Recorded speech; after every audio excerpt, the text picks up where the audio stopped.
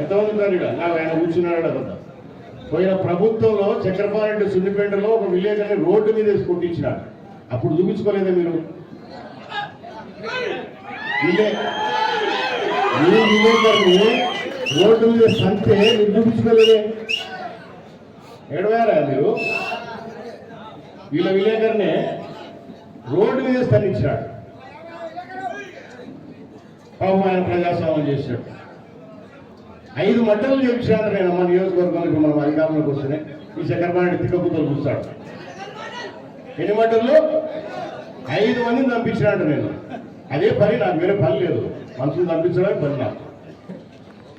తిక్కపుతల వల్ల ఏదో 4 మైకులు వాళ్ళు పెట్టారు కదా అని చెప్పేసి నీ బుద్ధుడు మాట్లాడితే నీకు చెప్తూనే ఉన్నా. నువ్వేమన్నా మర్చిపోయినా, నువ్వేమన్నా పొరపాటు పడాకు. మాట్లాడితే నువ్వు నా కోచు వీకలేవు, నన్ను ఏం చేసుకోలేవు. బిడ్డ ఉండు, వెయిట్ చెయ్యి. అందరికీ టైం వస్తూనే ఉంటుంది. ఏమంత ఉగులాట పడాకు.